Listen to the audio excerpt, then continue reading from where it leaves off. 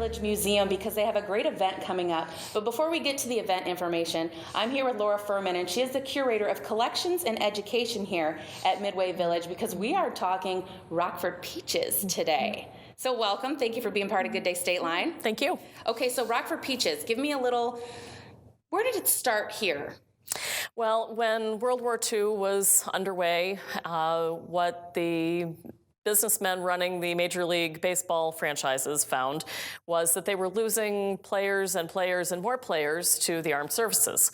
Suddenly all of their best players were going to serve overseas in the war, and these businessmen who owned franchises like the Chicago Cubs, Philip Wrigley, thought, well, we're not going to make any money if there's nobody to right, because they had sponsored things and right. People were coming to watch them, and now what? Right, and even the minor leagues were getting hit very hard by that. So Philip Wrigley and some of his compatriots got together and decided that maybe one way out of this was to try and form a professional baseball league for women.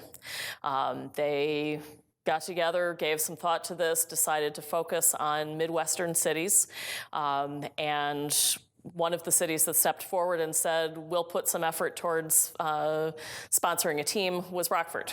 And out of that, the Rockford Peaches was established as as part of the All-American Girls Professional Baseball League. Can you imagine being in that first meeting where they're like, hey, how about we bring in, women to play baseball? Yeah. Can you imagine the looks on the faces like, are you sure? And then look, okay, so I know there was Rockford and Racine. So yeah, definitely Midwestern teams. Yeah, Kenosha.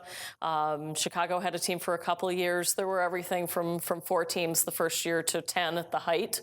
The league was in operation for 12 years, 13 seasons. And yeah, there was a lot of debate at the beginning about whether or not women could play baseball as well as the men. Did they have to look ladylike and be out there on the ball diamond in their skirts? I was about to ask you that. So uniform-wise, because I think most people are familiar with the Rockford Peaches, the movie A League of Their Own, so we kind of know they didn't play in regular uniforms like the fellas did. Right. Philip Wrigley's wife designed this lovely little tunic dress that was knee-length and had little satin shorts underneath, and there were a lot of women who got some really serious-looking bruises up and down their legs after they slid into third in a skirt. But there was a lot of debate. How should you be required to behave? The first couple of years, the players had to attend charm school. I was just going to say, I know that in the movie they did, there was etiquette class and nothing that the guys had to do, right? The ladies had to do all that, and especially probably because sponsors probably changed as well. More female, maybe hair products or something more female-oriented. Yeah. Well, there was definitely an expectation that women should be ladylike even if they were out there playing ball. And there was some real question as to whether or not they could play as good a ball as the men.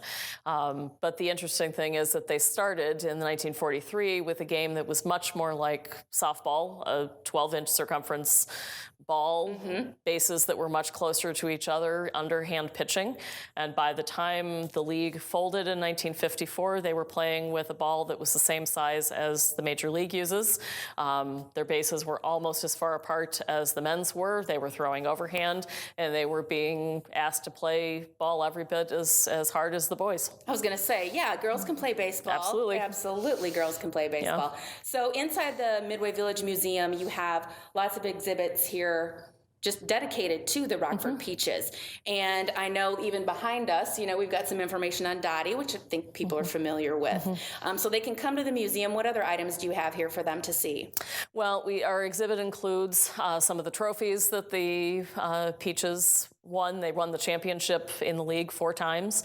We have a lot of, absolutely, lots of fan memorabilia, everything from scrapbooks to signed baseballs to other souvenir items. There's a bookcase that somebody won as a door prize at Bayer Stadium when they were at a Peaches game that they... Who would have thought that a bookcase would be a door prize? Yeah. And they carried it home over the 15th Avenue Bridge with their friend to get home. So door prizes are certainly different now. You get like a knapsack or a towel or something. Hey, no, my family won a bookcase this year, folks.